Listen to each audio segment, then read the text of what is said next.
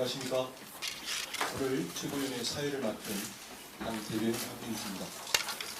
제197차 최고위원 회의는 가덕 신공항의 신속 개항과 부울경 동남권 메가시티 구축으로 더불어민주당이 부산 경제를 확실하게 살려내겠다는 각오를 가지기 위해 부산광역시에서 개최하게 되었습니다.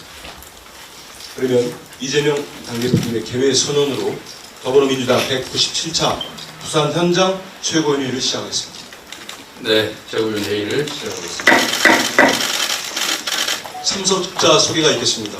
먼저 중앙당 참석자분들을 소개해드리겠습니다. 이재명 당대표님 참석하셨습니다. 네, 반갑습니다.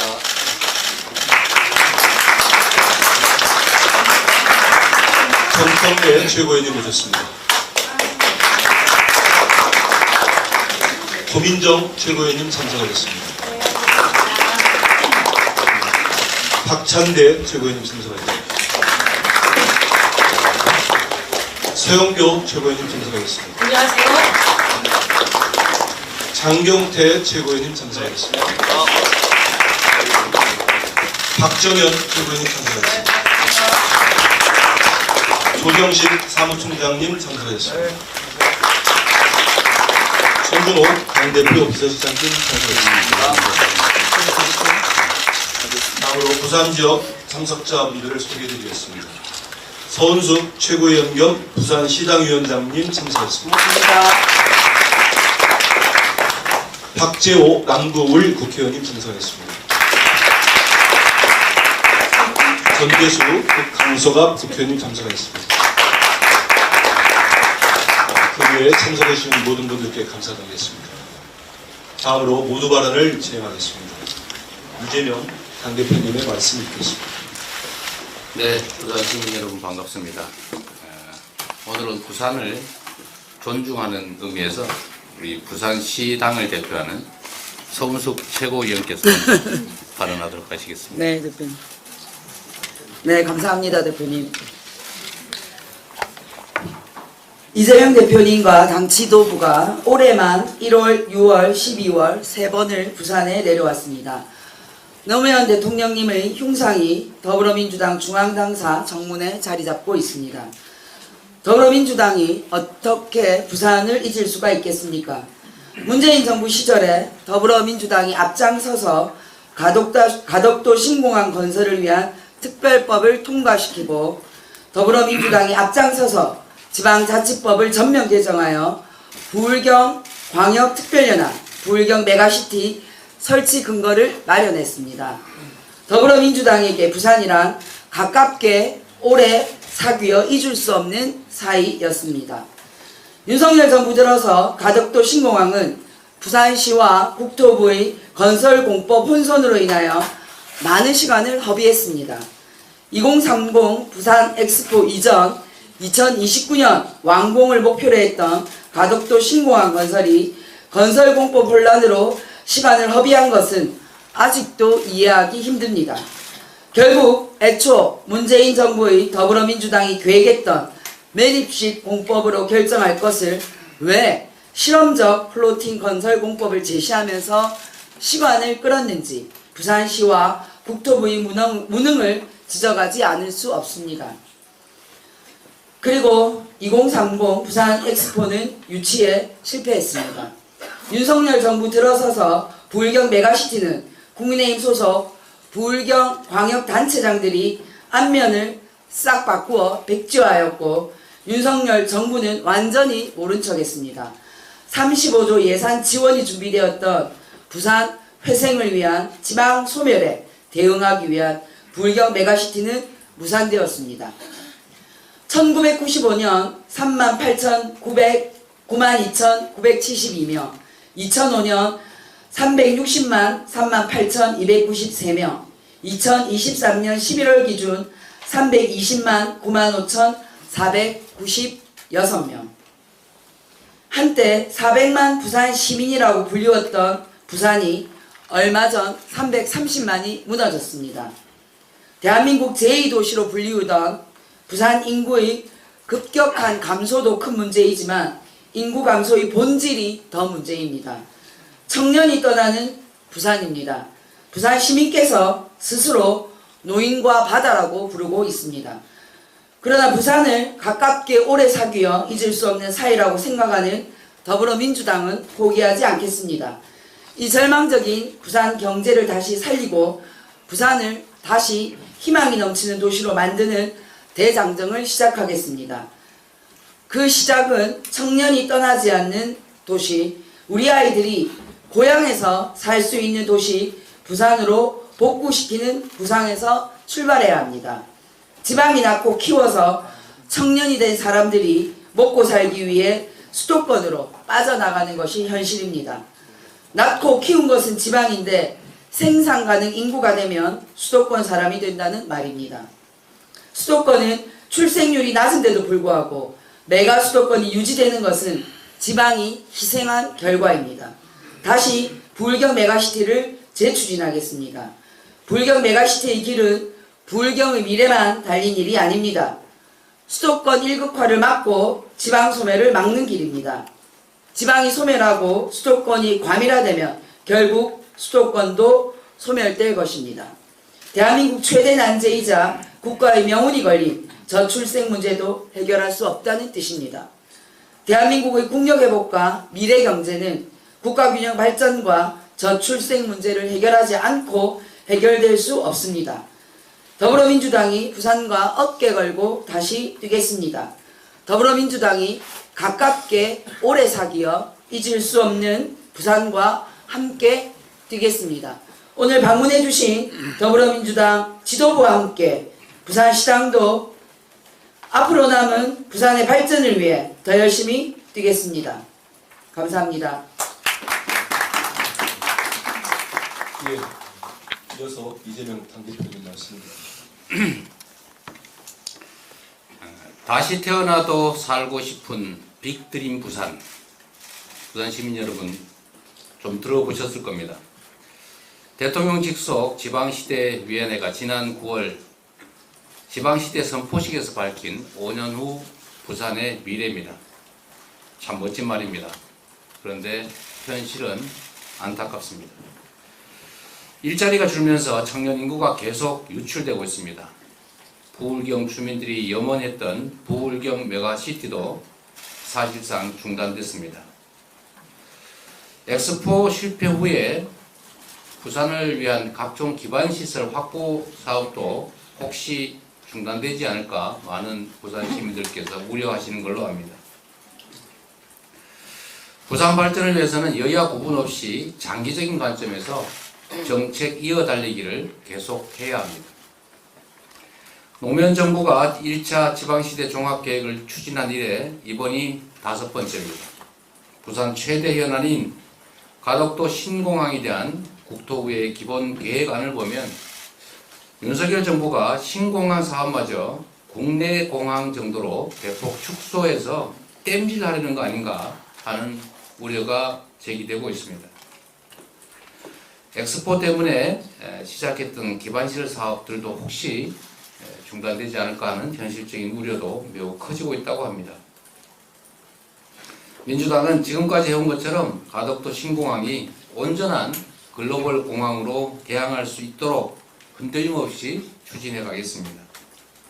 북항 재개발 그리고 광역 교통망 확충 같은 현안 사업들이 중단 없이 추진될 수 있도록 하겠습니다. 엑스포 유치에 실패한 일 때문에 많은 분들이 좌절하고 계신 것 같은데 실패했다고 포기할 것이 아니라 그 이상으로 부산 지역 발전을 위한 정부의 재정적 투자, 정책적 집중이 반드시 필요하다라고 생각하고 우리 민주당이 더 최선을 다하겠다는 약속을 드립니다. 제가 원래 잘 안 하던 건데 오늘은 영상을 하나 보여드릴까 합니다. 제가 전세 사기 문제를 논의하기 위해서 부산으로 간다는 기사를 봤는지 어제 밤 늦게 원양 어선을 타고 있는 그 전세 사기 피해자 젊은이가 이거 꼭 좀 우리 국민들께 보여드리고 그 다음 전세 사기 피해자들의 절절한 심정을 꼭 표현하고 싶다고 급하게 자기 영상을 찍어서 보내줬는데 제가 혼자 보기가 좀 안타까워서 한번 보여드리려고 합니다.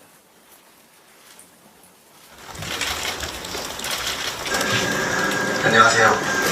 전세사기 피해자이자 전세지옥 작가 원양상선 조리원 최지수입니다. 저는 현재 해판리안 적도 부근에서 멋진 동료들과 항해를 이어나가고 있습니다. 조금 멀어진 제 꿈의 항로를 전력으로 다해 수정 중에 있습니다.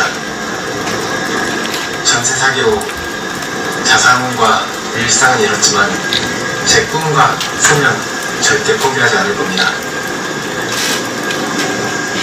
저에게 사기를 친 공인중개사는 현재도 공인중개업을 이어나가고 있습니다. 과연 이게 정의로운 사회인지 궁금증이 듭니다. 부디 다른 전세사기 피해자분들께서는 꿈도, 일상도, 자산도, 행복도 빼앗기지 않기를 간절히 바라겠습니다. 더불어민주당에서 이렇게 피해자의 목소리 들어주셔서 대단히 감사드립니다. 꼭 다른 피해자분들의 자산과 행복 지켜주시길 간절히 부탁드립니다. 따뜻한 연말 연시 보내시길 바라겠습니다. 감사합니다.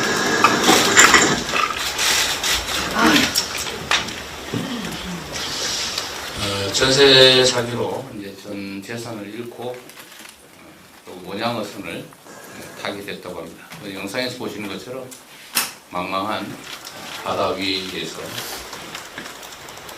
스스로 찍은 영상을 알 수 있습니다. 올해 3분기까지 전국의 출생아 수가 역대 최저를 기록했습니다. 부산의 출생아 수가 9,955명, 역대 처음으로 1만 명대가 깨졌다고 합니다. 출산율이 낮은 원인 중에 하나가 바로 주거 문제입니다. 전세 사기 피해자 대부분이 20, 30대입니다. 이곳 부산에도 수영구, 부산진구, 연제구 일대 오피스텔의 전세 사기 피해자도 사회초년생 신혼부부가 대다수라고 합니다. 피해자들에게 현재 전세 사기 대책 특별법은 100분의 1짜리 법이다 이렇게 불린다고 합니다. 실제로 필요한 구제 방안은 없습니다. 선구제하고 후구상하자는 선구제, 후구상 제도도 없습니다. 그리고 사각지대가 너무 커서 거의 도움이 되지 못합니다. 지금 정부 여당이 신속하게 할 일은 피해자들에 대한 실질적 구제입니다. 전세 사기 특별법 개정을 하자라고 합의를 했습니다. 그래 놓고도 국민의힘이 계속 개정을 외면하고 있습니다.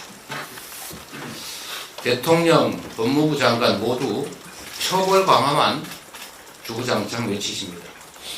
처벌한다고 이미 생긴 피해가 없어지지 않습니다. 우리 민주당은 법 개정 제정 과정에 포함되지 못했던 각종 적극적인 피해 구제 대책을 임시회 동안 반드시 특별법에 반영해서 개정하도록 하겠습니다. 협상의 과정을 거치겠지만 단호한 의지로 입법을 진행하겠다는 말씀을 드리고 그 중에 가장 핵심은 선보상 후구제입니다. 후구상입니다. 무이자 장기대출 이런 것도 제대로 되지 않는 것 같고 특히 그 중에 일정에까지는 정부의 제도 불비로 생긴 문제이기 때문에 일정 정도는 선보상을 해줘야 살아갈 수 있지 않겠습니까? 전세 사기 피해자뿐만 아니라 우리 사회 취약계층들, 약자들의 피해가 너무 큽니다. 정치권이 특히 정부 여당이 이 문제에 대해서 좀 더 관심 가져주시기를 촉구합니다.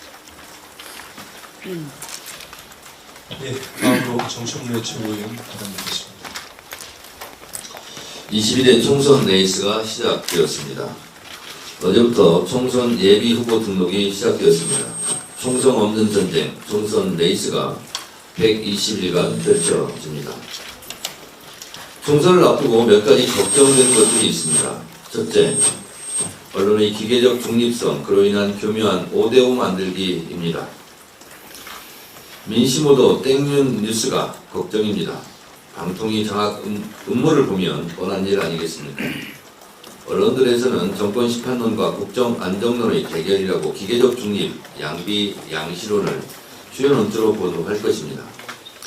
윤 대통령 지지율과 정당 지지율, 정권 견제론이 각종 여론조사 집회에 높게 나오더라도 두rum술 뭉퉁거리기 할 것입니다. 결과적으로 윤석열 정권이 실정과 폭정을 지속시키는 오류를 범하게 될 것입니다. 언론 장악, 여론 조작, 땡윤 뉴스, 관제 언론이 정말 걱정됩니다. 둘째, 설마 하겠지만 집권 여당이 제2의 청풍 사건 같은 것을 일으키지는 않을까 하는 걱정입니다. 윤석열 정권의 퇴행적 모습을 봤을 때 충분히 상상할 수 있는 일입니다. 1997년 대선을 앞두고 북풍몰이 정치 공작이 있었다는 사실을 다시 한번 상기해야 할 것입니다. 경제 상황이 워낙 안 좋고 나아질 기미도 보이지 않습니다. 무역 수지 적자, 경제 성장률도 피부로 느끼는 실물 경제도 모두 빨간불입니다. 놀랍게도 식당이 망하고 사무실이 폐쇄되는 곳이 많아서 철거 업체만 지금 바쁘다고 합니다. 우픈 일입니다. IMF 때보다 체감 경기가 더 안 좋다고 합니다. 윤석열 정권으로서는 내세울 만한 성과도 업적도 없고 총선도 폭망할 것 같으면 결국 공포 분위기 조성용 전쟁이기 위발로 재미를 보고자 하는 유혹이 금이를 당길지도 모르겠습니다. 꺼진 불도 다시 보자. 방심은 금물이다. 윤석열 정권이 혹시 저지를지도 모를 제2의 총풍, 북풍 유혹을 경계합시다. 셋째, 정부 여당의 각종 선심성 공약입니다. 사실상 내표 행위 같은 것이죠. 어느 정부에서도 시도하지 않았던 포퓰리즘이 걱정됩니다.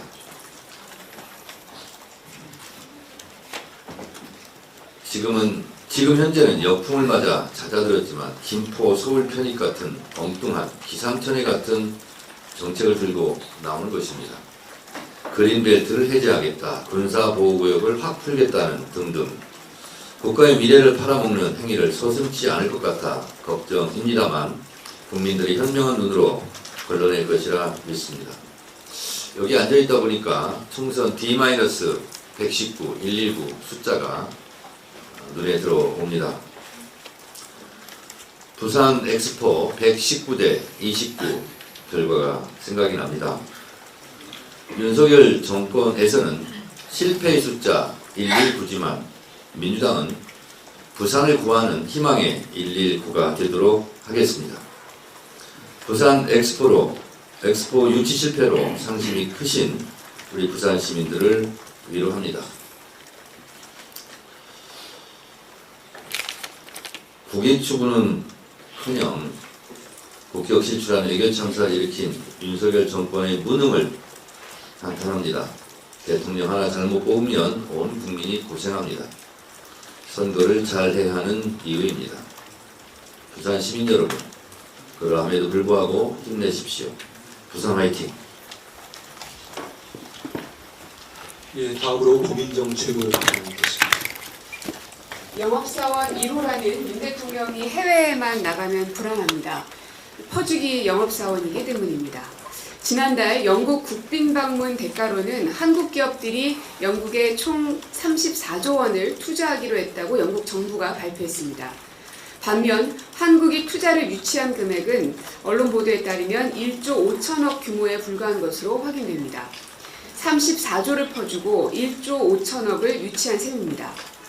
게다가 영국 방문을 앞두고 영국 매체 텔레그래프와 함께한 인터뷰에서는 중국이 가장 민감하게 생각하는 대만 해협 문제를 언급하고는 며칠 뒤 한중일 외교장관 회의에서 중국과 일본의 2030 부산 엑스포를 지지해달라고 했습니다.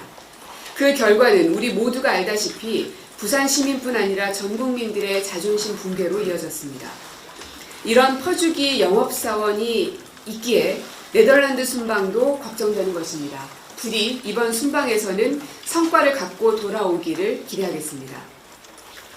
지난해 우리나라에서 3집 중 1집은 1인 가구로 나홀로 가구의 비중이 전체의 34.5%를 넘어 역대 최고치를 기록한 것으로 나타났습니다.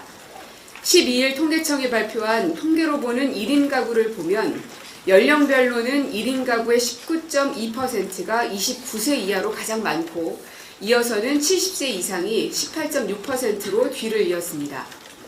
1인 가구의 연간 소득은 3,010만 원으로 전체 가구 평균의 44.5%이고 자산은 2억 959만 원으로 전체 평균의 39.7% 수준에 불과합니다.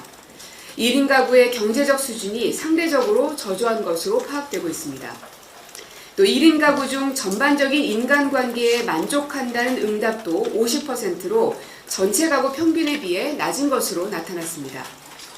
매해 자발적 혹은 비자발적으로 혼자 사는 가구의 비중이 늘고 있으나 화려한 싱글이라는 말과 달리 실상 삶은 경제적, 정서적으로 더욱 팍팍하다는 것이 통계로 여실히 드러나고 있습니다. 1인 가구의 증가는 일시적 현상이 아니라 전 세계적으로 거스를 수 없는 흐름으로 이미 자리 잡고 있습니다. 그 인구 구조와 세대 구성에서의 변화에 대비해서 사회 문화적 분위기 전환과 주거 복지 등 분야에서 전반적인 정책 재설계가 요구되는 이유도 바로 여기에 있습니다. 스웨덴의 경우 일찌감치 1인 가구 선호를 고려한 공동주택을 조성했고 영국도 지난 2018년 외로움 장관직을 신설하는 등 혼자 살더라도 사회에서 고립되지 않고 언제든 연결될 수 있도록 정책적 강화를 꾀하고 있습니다. 우리나라에서도 1인 가구 증가 문제는 어제 오늘 일이 아닙니다. 법제도 정비와 새로운 정책 마련이 그 어느 때보다도 급박한 때입니다. 그럼에도 윤석열 정부는 인구 위기 등과 같이 우리 사회가 풀어야 할 과제 등은 멈춤 상태로 외면하고 있습니다. 부디 윤석열 정권만을 위한 생존과 공존이 아니라 대한민국 미래를 살릴 수 있는 생존과 공존의 방안을 고민해 주시길 부탁드립니다.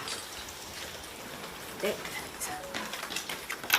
다음으로 박찬대 지구위원 물러가겠습니다.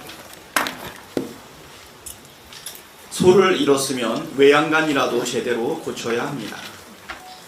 조달청 국가종합전자조달 시스템인 나라장터가 어제 오전 1시간가량 접속이 지연되는 사태가 또 벌어졌습니다. 행정 전산망 먹통 사태가 벌어진 지 얼마 지나지도 않았는데 그동안 제대로 살펴보기는 한 것인지 의문입니다. 우연히 반복되면 더 이상 우연이 아니듯 반복되는 사고는 행정 전산망 먹통 사태가 우연이 아니라는 방증입니다. 윤석열 정부 들어 왜 이렇게 먹통 사태가 잦을까요? 한마디로 정부가 무능하고 무책임하기 때문 아닙니까? 문제가 발생해도 대통령부터 장관까지 책임질 의지가 전혀 없으니 공직자들이 일을 할 의욕이 생길 리 만무합니다. 문제가 생기면 아랫사람 탓하고 남 탓하는데 누가 책임감 있게 일하겠습니까? 역대급 무책임 정부, 역대급 무능 정부 탓에 나라는 망가지고 국민은 힘이 듭니다. IT 강국, 세계 최고의 전자정부를 자랑하던 대한민국은 점점 후진국이 되어가고 있는데 책임져야 할 당사자들이 권한만 누리고 책임을 회피하고 있습니다. 더 이상 나라를 망가뜨려서는 안 됩니다. 이상민 장관은 반복되는 전산망 먹통 사태에 책임지고 물러나십시오. 스스로 물러나지 않는다면 대통령이 결자 해지하십시오. 무능과 무책임 참사의 아이콘 이상민 장관을 즉시 경질하십시오. 부산 엑스포 유치 실패가 정부의 무능과 안일함 때문이라는 것이 속속 밝혀지고 있습니다. 부산 엑스포 유치위원회를 진두지휘했던 윤상직 사무총장이 비상근이었다는 사실이 밝혀졌습니다. 충격입니다. 윤석열 대통령이 국운을 걸고 반드시 유치하겠다고 공언했는데 사무총장이 총력을 기울여도 모자랄 판에 비상근 근무를 했다니 상식 바뀝니다. 비상근으로 일한 이유도 황당합니다. 국내 굴지의 모 법무법인 고문으로 재직 중인데 이를 포기할 수 없어 비상근 근무를 택했다는 것입니다. 구금보다 사적인 이익이 더 중요한 인사를 사무총장에 중용했으니 일이 잘 될 리가 있겠습니까? 그런 사람이 유치활동을 총괄하는 유치위원회 사무총장을 맡았으니 119대 29표라는 참담한 결과가 나온 것 아니겠습니까? 정부의 부산 엑스포 유치활동은 석연치 않은 구석이 너무 많습니다. 아마추어 같은 PT도 그렇고 한심한 정보력도 그렇고 처참한 외교력도 그렇고 그 많은 세금을 다 어디에 썼는지도 의문입니다. 정말 알면 알수록 무능한 정부입니다. 총체적 부실과 무능투성이었던 부산 엑스포 유치 과정에 대한 세밀한 감사와 문책이 필요합니다. 그래야 이런 참사가 반복되지 않을 것입니다. 윤석열 대통령은 재벌 총수들 데리고 떡볶이 먹방할 게 아니라 외교 참사의 원인을 철저히 밝히고 책임자를 문책하십시오.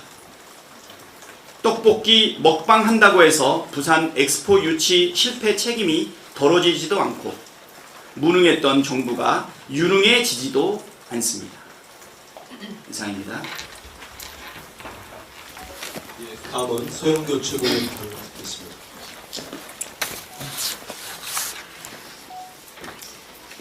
부산에 왔습니다.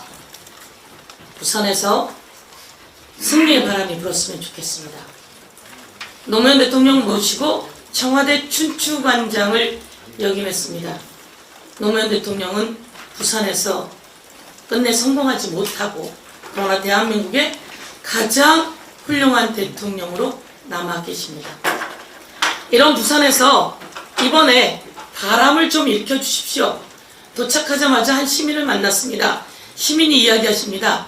이번에는 저희 가족 9명인데요.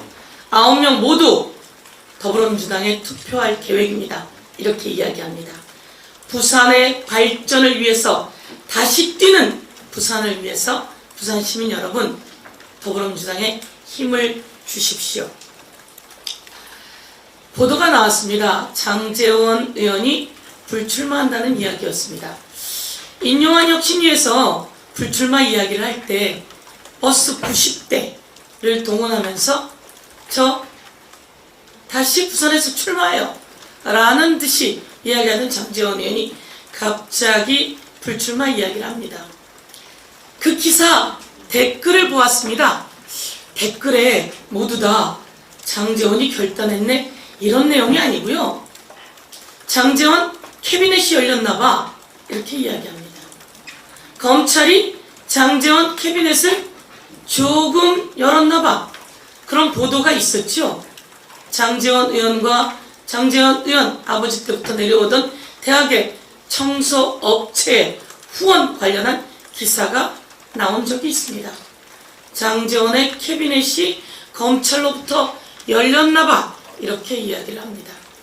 참 무서운 윤석열 정권이다 이런 생각이 들었습니다.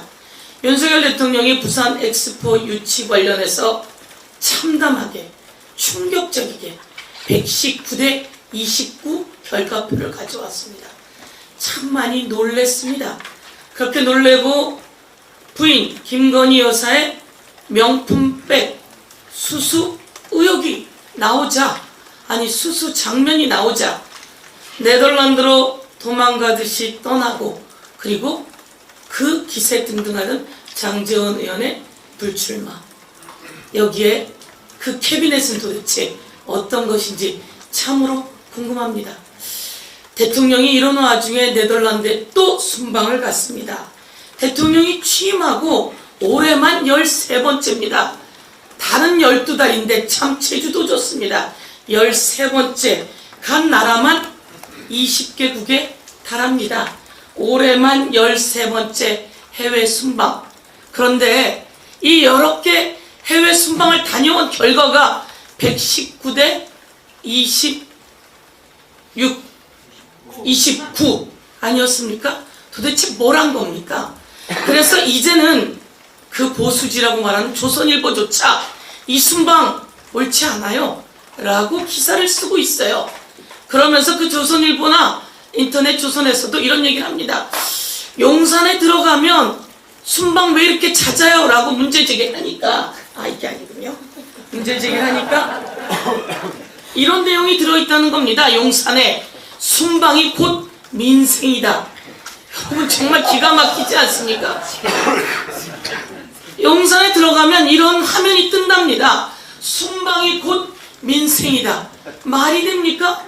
전세 사기 막는 것이 민생이고 부산을 다시 뛰게 하는 게 민생이지 순방이 곧 민생이다. 말이 됩니까? 제가 한번 이야기한 건데 대통령이 이야기합니다. 내가 카타르 가서요 5조 원 LNG선 건조 수주해갖고 왔어요 라고 경제수석이 카타르에서 브리핑을 했습니다. 그런데 그때는 10월 26일이었어요. 그런데 벌써 9월 30일에 울산 현대가 우리가 카타르하고 5조 계약했고 진행합니다 라고 보도가 나왔어요. 이것은 문재인 대통령이 벌써 몇 년 전에 카타르하고 계약을 맺고 온 내용이에요. 그걸 가지고 갔다 와서 5조 원 딱 왔어요 이렇게 얘기했는데 그게 다 사실이 아닌 거 아닙니까? 오늘은 네덜란드에 갔어요. 네덜란드에 가서 반도체 공급망을 확보하고 올게요 이러고 갔어요. 거기 가서 ASML이라고 하는 기업을 만난다고 합니다. 반도체 관련한 공급망을 확보하고 온다고 합니다. 그런데 이 회사는 벌써 대중국 수출을 미국으로부터 규제받아서 대중국 수출이 막혔어요. 그래서 이 회사는 수출할 나라를 찾고 있어요. 그래서 한국을 찾고 있는 중이고요. 그럼 나중에 벌써 삼성의 이재용 회장이 가서 다 만나서 수출 관련한 망을 다 뚫어놓은 상태예요. 여기에 이재용 회장을 데리고 가서 숟가락을 떡하니 얹으려고 한 윤석열 대통령, 이게 민생입니까? 그동안 국내 혈세 500억 순방으로 다 쓰고 이래도 되는 겁니까? 그래서 저희는 한 번 더 이런 사진 이런 거 만들었던 대통령 이거 창피하니까 빨리 도망가듯이 간 그 네덜란드 순방 확실하게 경고하면서 대통령 국민을 위해서 좀 일하십시오. 부산 시민 여러분, 오늘 박재호 부산 갈매기 멋지지 않습니까? 그리고 전재수 부산 갈매기, 그리고 서운숙 부산 갈매기, 부산에서 바람을 일으켜 주십시오. 감사합니다. 시간 때문에 먼저 부산 남구의 박재호 의원님 말씀 먼저 전해주시겠습니다. 제가 2030에서 표 지원특별위원회 위원장으로서 오늘 오후에 회의가 있어서 지금 이 발언을 하는 것이 되겠습니다. 부산 시민들에게 암울한 부산 상황을 반전시키기 위해서 사실로는 2030에서 표 유치에 큰 기대를 하셨으나 실패했습니다. 깊은 반, 망망대해에서 등대가 사라지는 듯한 절망감을 느꼈을 겁니다. 부산 시민들에게 다시 한번 위로의 말씀을 드립니다. 허황한 판세 분석에 기초한 정부 유치 전략에 따른 처참한 성적보다 더 허탈한 점은 유치 실패의 원인을 분석하고 유치 과정에서 드러난 낙맥상의 평가와 분석이 필요함에도 불구하고 정부와 여당은 이를 거부하고 있고 어느 누구도 책임지지 않고 있습니다. 그러나 우리 민주당은 부산을 위해서 가덕도와 북항의 개발을 정상적으로 추진하기 위한 모든 노력을 우리 민주당은 함께 할 것입니다. 또 산업은행 부산 이전에 대해서도 한 말씀 드리고 싶습니다. 산업은행은 부산으로 이전해야 한다는 것은 불경의 국토균형 발전과 비대화된 수도권 가밀화를 완화시키기 가장 효과적인 내용이라고 생각합니다. 이러한 중요한 과제는 말로만 되지 않습니다. 법안 개정의 키를 쥐고 있는 국회를 설득하고 협의하는 협상 과정이 필요합니다. 그런데 현 정부의 여당은 대통령의 1호 공약이라고 하면서 어떤 대안을 가지고 야당을 설득하는 노력은 전혀 없고 무조건 민주당은 거부한다라는 말만 되풀이하고 있습니다. 즉 정부 여당의 형태는 산업은행 부산 이전을 총선의 정쟁의 도구로 쓰고 있는 것이 정확합니다. 특히 더 방학 마지막 날 방학 숙제를 몰아서 하는 꼴이 되고 있습니다. 부산시장은 아무런 사전 연락도 없이 당대표를 만나러 와서는 못 만나면 거절당했다라고 언론에 낼 정도이고, 또 총리는 대통령의 1호 공약이면 이 내용을 가지고 다음에 지역균형 발전의 형태를 가지고 우리 당대표님을 공식적으로 만남을 요청해서 어떻게 풀어나갈 생각은 전혀 하지 않고 오직 하나 정쟁에만 이용하고 모든 것은 우리 민주당 책임이다라고만 돌리고 있습니다. 당대표님에게도 제가 말씀드렸지만 산업은행 부산 이전을 위해서 더 많은 노력을 해주시고 가덕도와 산업은행이라는 두 축이 대한민국의 새로운 발전 동력이 될 것이라고 확신하고 있습니다. 다양한 이해관계가 존재하는 사안이지만 당의 입장에서 조속히 좀 산업은행 부산 이전할 수 있도록 앞장서 주셨으면 고맙겠습니다. 부산 시민 여러분, 오늘 이 최고위원회에서 우리 산업은행에 대한 입장, 우리 당의 입장은 어쨌든 총리나 뭐 정부의 대안을 가지고 대표님이나 우리 당을 설득해 주십사 하는 내용을 부산 시민들에게 한 번 더 알려드리겠습니다. 고맙습니다. 예. 다음으로 장경태 질문 드리겠습니다. 부마 항쟁의 성지인 부산에 왔습니다. 12.12 신군부 쿠데타 44년 후인 어제 부산대와 부경대 교내에는 독재의 역사를 반복하지 말자는 대자보가 붙었습니다. 군사 독재를 무너뜨린 부산에서 다시 독재 타도의 함성이 울린 것입니다.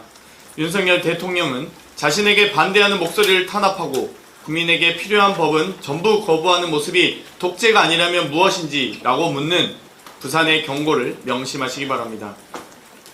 이틀 전 또 윤석열 대통령은 네덜란드로 떠났습니다. 올해 들어 13번째 해외 순방입니다. 미국, 영국, 프랑스에 이어 네덜란드 순방까지 한 달여 중 절반가량을 해외 순방으로 채운 일정 논란에 이어 기존 순방 예산 249억에 배가 넘는 329억을 추가한 총 578억에 달하는 예산 낭비 논란까지 한심한 상황입니다. 정계 은퇴를 선언한 네덜란드 총리와 반도체 동맹을 논의하겠다고 하니 이쯤 되면 대통령 해외 순방의 진정한 목적이 무엇인지 의구심만 듭니다. 네덜란드 총리는 부인도 없는데 김건희 여사는 왜 따라가는 겁니까?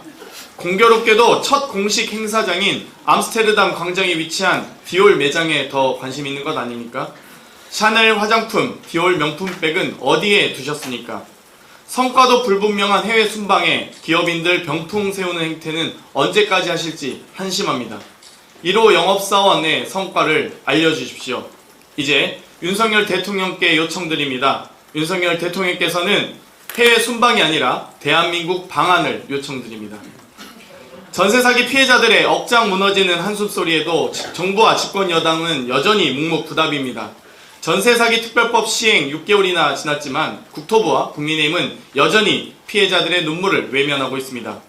보증금 선반환은 불가능하다는 답변만 되풀이하고 있는 사이 20대 이하의 은행권 주택담보대출 연체율은 2년 사이 2.8배나 급증했습니다. 정부와 집권 여당의 무관심으로 전세 사기와 대출 이자로 청년의 삶은 무너지고 있습니다. 언제까지 이렇게 방치하실 겁니까? 2024년 대한민국 예산안이 20일 본회의까지 약 일주일여 남았습니다. 마지막 예산 골든타임에 정부와 국민의힘은 민생 예산 회복과 합의에 적극적으로 나서주시기 바랍니다. 이상입니다. 마지막으로 박정현 최고위원 발언드리겠습니다. 독재의 역사를 반복하지 말자. 신군부 하나회가 군사 쿠데타를 일으킨 지 44년이 되는 어제 부산대학교와 부경대학교 교내에는 독재의 역사를 반복하지 말자는 내용의 대자보가 붙었다고 합니다. 영화 서울의 봄을 보며 분노와 슬픔, 답답함 등 여러 감정이 들었습니다로 시작되는 부산대학교 행정학과 오모 씨가 쓴 대자보에는 군사 독재를 한 전두환, 그리고 검찰 독재를 하고 있는 윤석열 대통령, 국민이 아닌 오로지 자신의 권력을 위하는 모습이 닮아 있습니다. 강제동원 피해자분들이 아닌 일본의 입장에서 판단하며 일본이 원하는 것은 다 해주는 대통령. 국민을 위한 예산은 깎지만 해외 순방을 위한 예산은 펑펑 쓰는 대통령. 자신에게 반대하는 목소리는 탄압하고 국민에게 필요한 법은 전부 거부하는 모습이 독재가 아니면 무엇일까요? 라고 적혀 있습니다. 누적 관객 수 700만 명을 돌파한 서울의 봄을 본 청년들은 과거 신군부 하나회에서 오늘의 검찰 하나회 모습을 보고 윤석열 정권을 검찰 독재 정권으로 규정하고 있습니다. 부산 시민들에게 치욕적인 부산 엑스포 유치 성적표를 안겨주고 어설픈 떡볶이 먹방으로 부산 시민들의 분노에 부채질한 윤석열 대통령. 12월 12일 민주화의 성지 부산, 이곳 부산대학교에 붙었던 청년의 분노와 절망이 담긴 대자보를 꼭 읽으시기 바랍니다. 지금 국정 운영을 바꾸지 않으면 부산 시민도 더 이상 참지 않을 것입니다. 얼마 전 저도 지인들과 함께 서울의 봄을 봤습니다. 군사 쿠데타를 막아야 할 사람들의 무능과 분열이 국민의 삶을 독재의 소나기로 몰아넣는 것을 보면서 여기저기서 탄식이 터져 나왔습니다. 오늘 우리 안에 12.12 사태를 막지 못했던 그 무능과 분열은 없는지, 원칙과 상식에 어긋나는 윤석열 정부의 국정 운영에는 말을 아끼면서 자신의 기득권을 지키는 데는 목소리를 아끼지 않는 분들, 자기 정치를 위해 내부의 동지를 적으로 돌리고 엉뚱한 곳에서 동지를 찾는 분, 그분들께 말씀드립니다.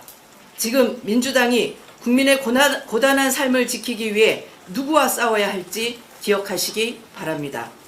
아직 오지 않은 봄을 간절히 기다리는 청년들, 성실하게 마련한 삶의 보금자리가 지옥이 된 전세 피해 청년들, 정부의 무책임한 R&D 예산 삭감으로 연구실에서 밀려나는 청년 연구자들, 경기 침체로 취업의 문턱에서 돌아서야 하는 취업준비 청년들, 이들을 위해 지금 민주당이 해야 할 일은 무능하고 무도한 윤석열 검찰 독재의 단일 대오로 맞서 유능하게 싸우는 것입니다.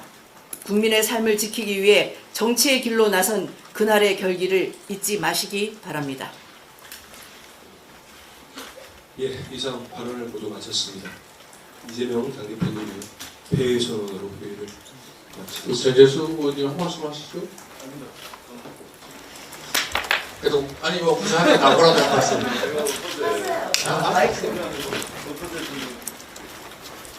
그 부산 엑스포 관련해서 충분히 말씀드렸습니다. 언론에도 많이 나오고 하기 때문에. 네, 우리 전재수 의원님 부산에서 흔들기 우리 민주당을 대표해서 일하고 계신데 저는 성원 부탁드리고요. 참 어려운 상황입니다.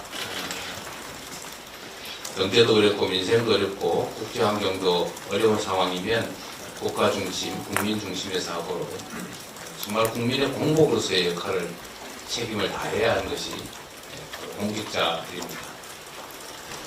그래서 참 우려되는 것이 상황이 나빠지면